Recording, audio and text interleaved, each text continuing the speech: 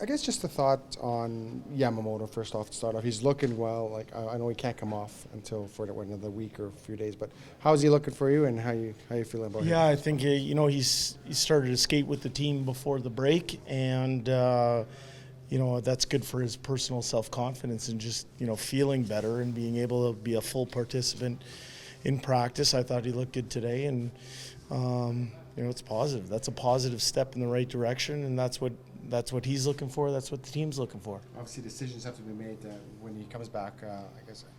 How much do you think about it now, or do you kind of wait till it cross that bridge? Yeah, you know what? I think when you have time, you use it. And right now, we're just looking to kind of get back up and running and playing well here after being off for a little bit of time. The good news is that every team in the league is dealing with the same thing. I think when you're away from the rink for a while, the jump in everyone's step I thought was obvious today when they get to be back around each other and be back around your teammates. And so we're going to look to build on today's practice. I thought it was a really good practice today.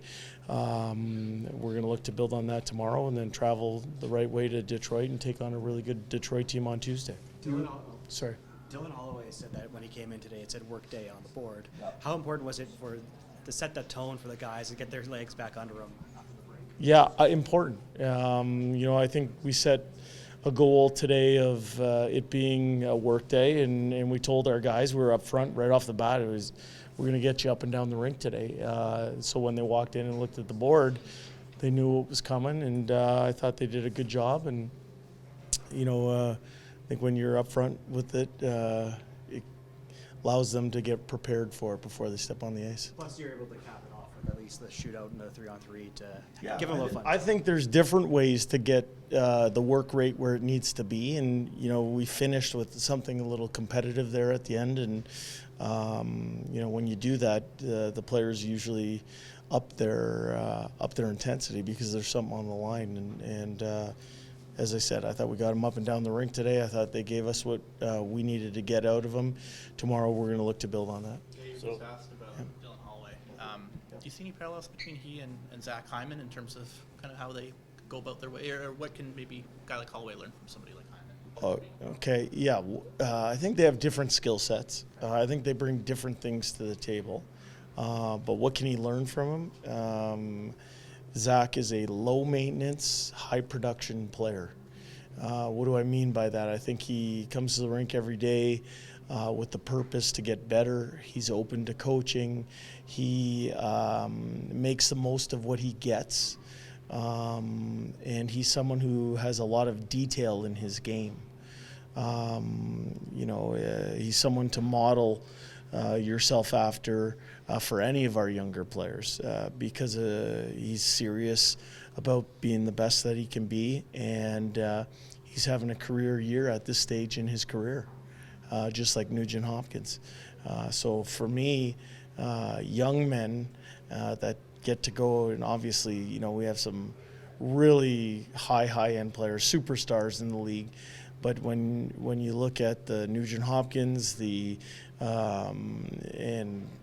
the Hymans, you get to see how these guys are true pros, and they're always pushing and working and trying to find ways to be the best that they can be. I think those are great examples for our younger players as well. You mentioned low maintenance. Do you see him as like Hyman being pragmatic? Like he'll get to the number of goals or assists that he'll get to, but he does a lot of the other things. You know what drives Zach Hyman? It's winning.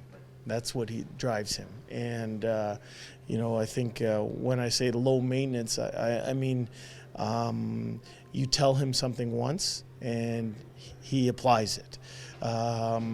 He doesn't worry if he missed the shift here or there based on whatever the type of rhythm of the game is. He goes out, what you're going to get on that next shift. In terms of,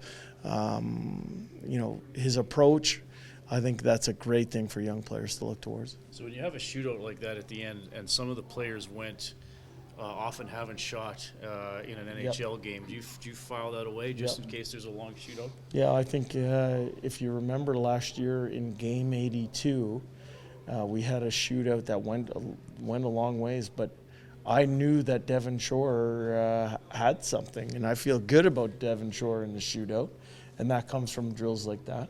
And sure enough, he went out there and buried one today. You guys were on a pretty good roll going into the break. I guess what are the challenges of trying to maintain that momentum coming out of the break? Yeah, well, if you go back and deconstruct our play post-Christmas, I think I remember saying at the time that we were going to use that segment of days heading into the All-Star break judiciously. And what do I mean by that? I mean, we put a lot of emphasis on our practices. Less emphasis on pregame skates, but more emphasis on practices. I thought the players responded to that. I didn't think as a coaching staff or a team we got overly high off wins or overly low off losses. We just went about our business with the mindset of being the best that we can be on that day. And I think it served us well during that segment. We're coming off this break the same way 31 other teams are coming off this break. Some teams are going to handle it great. Some won't handle it as great. I liked what I saw in practice today, but we're going to have to build on what was laid down today, and we got to just keep improving on a daily basis. Do you have any update on Matthias Janmark, who didn't practice? Matthias has had a family issue. He's going to meet us in Detroit. He'll be there tomorrow.